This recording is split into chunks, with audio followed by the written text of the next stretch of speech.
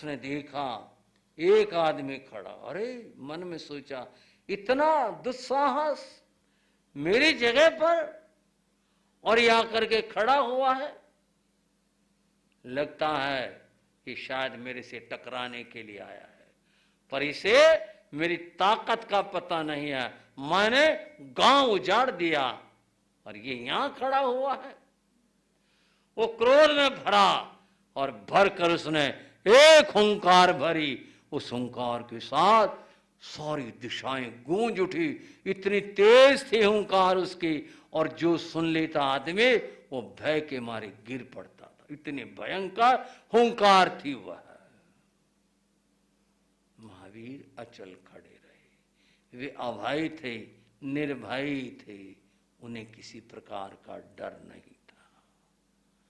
अच्छा, इतनी हिम्मत मेरे सामने, और ये भागा नहीं। उसने दहाड़ मारी बड़ी जोर से। सारे वृक्षों पर रहे परिंदे चीख पड़े डर के मारे, और गीदड़ भागते बने चीखते चिल्लाते हुए। बड़ा भयंकर वातावरण है, अंधेरा। और फिर इस अंधकार भरे वातावरण में ऐसी चिंगाड़ कि आदमी सुने तो डर के मारे मर जाए, हार्ट फेल हो जाए। महावीर अचल खड़े थे। मैं देखता हूं तुझे, अभी देखता हूं। और फिर उसने, चूंकि देवता अपना रूप बदल और बना सकते हैं, उसने जंगली हाथी का रूप बनाया। गुलगुलाता हुआ वह धरती को हिलाता हुआ अंदर आ घुसा। हाथी, रात और जंगल का हाथी ऐसे आ जाए, आदमी खड़ा रह पाए। और उसने आते ही महावीर को अपनी सूंड में लपेट लिया। और फिर जिस तरह वो कर सकता था, झटक सकता था, कर सकता था, करना शुरू किया। चीखेगा, ये चिल्लाएगा, छोड़ छोड़ कहेगा, मैं इसे पटक पटक कर मारूंगा। महावीर वज्र ऋषभ नाराज संगनन के धारक थे। इस तरह उनको मारा नहीं जा सकता था। न उसकी इस तरह उनके ऐसे पुरुषों की मृत्यु होती है। परेशान किया, दुखी किया, बहुत तरह से उसने परेशान किया, पर महावीर अचल रहे। बड़ा ढीठ है ये तो, डरता ही नहीं है। यक्ष का क्रोध बढ़ता जा रहा था। उसने अपना रूप प्रकट किया। ओ भयंकर, उसके दांत, उसका काला रूप, बड़े बड़े बाल, और अंधेरे में चमकती उसकी आंखें। आदमी सोचे तो डर जाए, देखे तो बचने का सवाल न रहे। और वह ऐसा भयावह रूप बनाकर प्रकट होता है, तुझे खाऊंगा, तुझे मैं ऐसा करूंगा। महावीर अपने स्मित हास्य के साथ अपने ध्यान में खड़े। उन्हें नहीं डर लगा। उसने तो फिर शेर का रूप बनाया, बड़ा नोचा महावीर को, बड़ा दुखी किया, और तरह तरह के रूप बनाए और दुखी किया। महावीर शांत प्रशांत रहे। थक गया, ये तो पता नहीं क्या चीज है। बोला तो ये तो बता दे है कौन, कोई मेरे से बड़ी शक्ति है, कोई बड़ा देवता है, तो आदमी तो नहीं है। आदमी होता कभी का मर जाता, तो बता तो दे। और यह किस लिए आया है, क्या सोच कर आया है, बता तो सही, तू है कौन। महावीर मौन रहे। और फिर वह उपद्रव करता रहा। रात थी, व्यतीत होती रही, सरकती रही। आधी रात बीत गई, फिर और समय व्यतीत हो गया, और फिर समय हो गया रात्रि के अंतिम भाग का। यक्ष ने कहा, इसको पराजित नहीं किया जा सकता, ये तो कोई अद्भुत शक्ति है। हाथ जोड़ दिए, तो मुझे माफ कर दे, मैंने तो जो करना था वो कर लिया, पर मुझे ये तो बता दे, तुम हो कौन, क्या हो।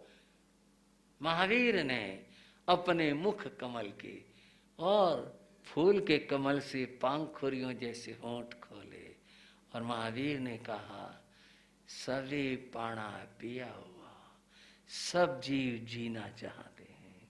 तुम क्षमा कर दो, दूसरों को क्षमा कर दो। जो तुम्हारे साथ हुआ है उसे भूल जाओ। तुमने बहुत उपद्रव कर लिए, अब और किसी को मत सताओ, इसका परिणाम बहुत बुरा होगा।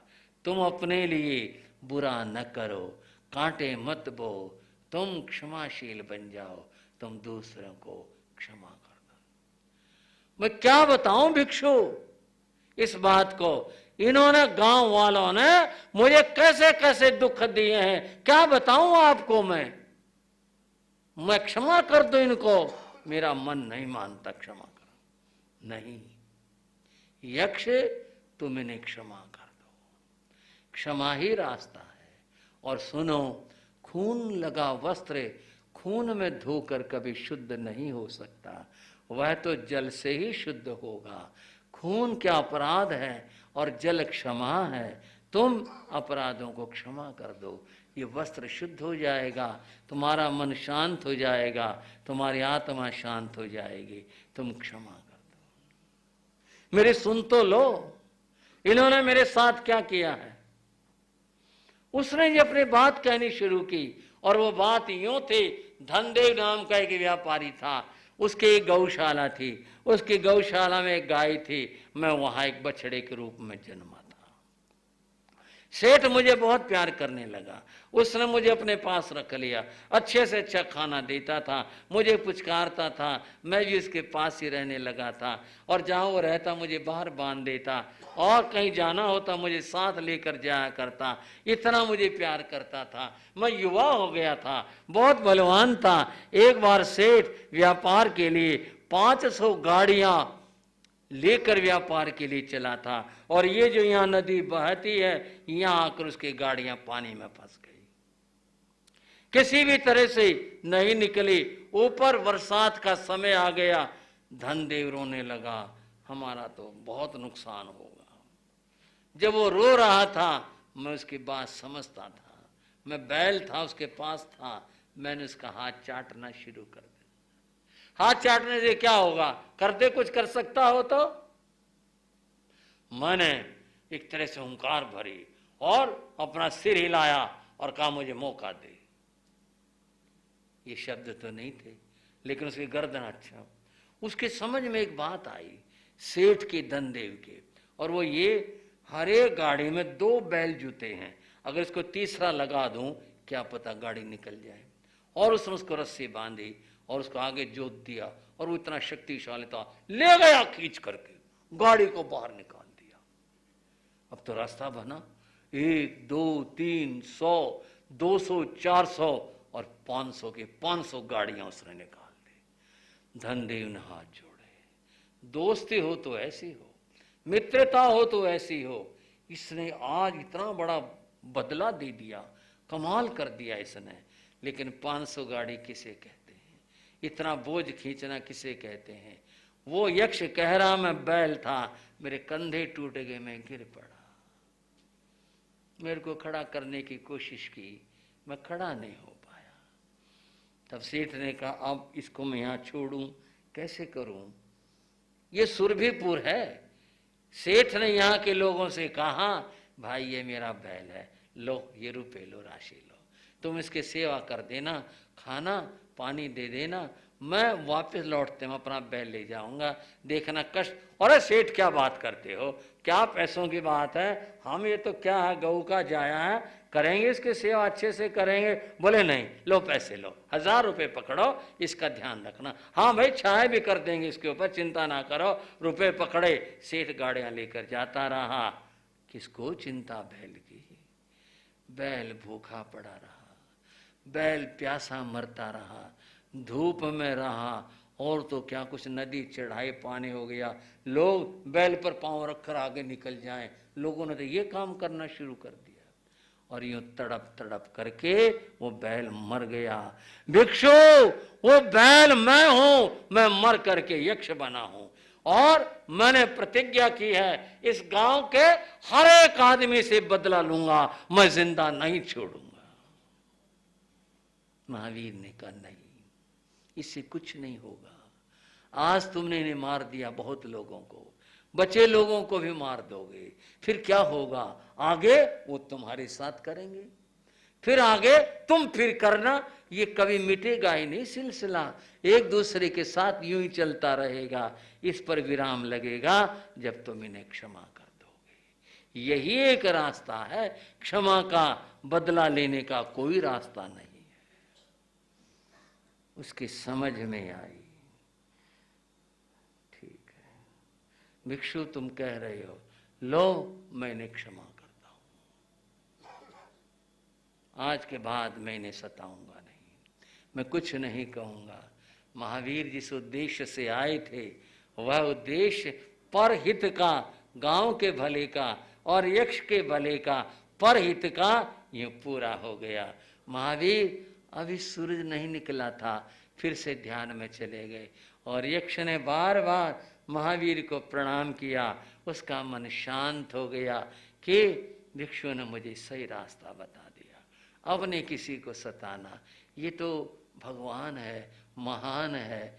वह बार बार प्रभु के चरणों में वंदन करता है और एक बार कष्ट करोगे तुमको लाखों प्रणाम, मैं तुमको लाखों प्रणाम। महावीर जग स्वामी तुमको लाखों प्रणाम, मैं तुमको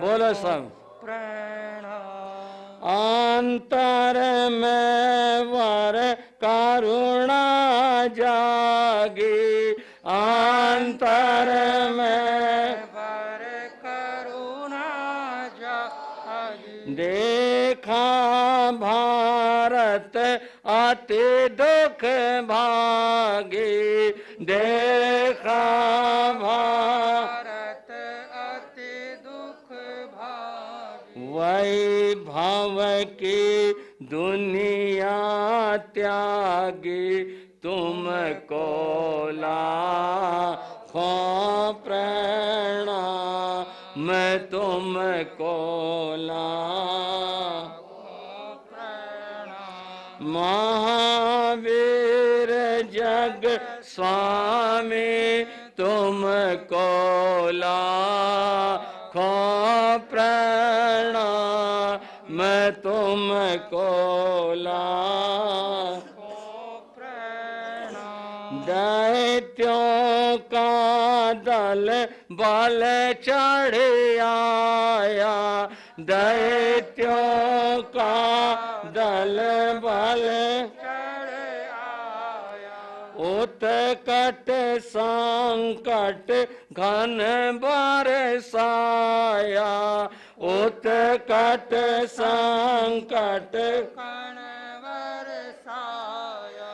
अणु मात्र न मन हिलाया, तुमको लाखों प्रणाम, तुमको लाखों प्रणाम। महावीर जग स्वामी तुमको लाखों प्रणाम, तुमको लाखों प्रणाम। देव तुम्हारी महिमा भारी, देव तुम्हारी महिमा भारी। अमर विश्व की दशा सुधारी, अमर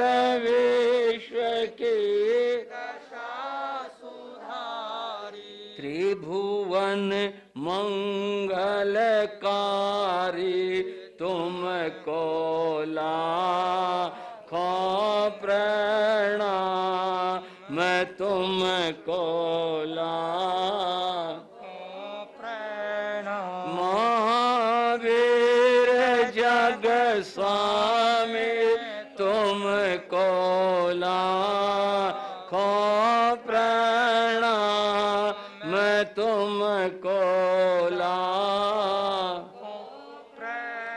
महावीर जग स्वामी तुमको लाखों प्रणाम तुमको महावीर भगवान के, महावीर भगवान के, महावीर भगवान के। दया पालो, बैठ जाओ। यक्ष नाच नाच कर गा गा करके महाप्रभु की स्तुतियां कर रहा था। प्रभु तुमने मुझे रास्ता दिखा दिया। मैं तो पता नहीं और कितने हिंसाएं करता, कितने पाप करता। अब आज के बाद मैं हिंसा नहीं करूंगा, कोई पाप नहीं करूंगा, गांव को फिर से आबाद कर दूंगा। आपकी बड़ी कृपा है। उस रात बंद वो जो शेष बची हुई थी थोड़ी सी रात, महावीर को इतने कष्ट दिए उसने, इतने कष्ट दिए। आज पहली बार वो थक गए, कभी थके नहीं थे। अपनी साधना के 12.5 वर्ष के काल में महावीर कभी सोए नहीं।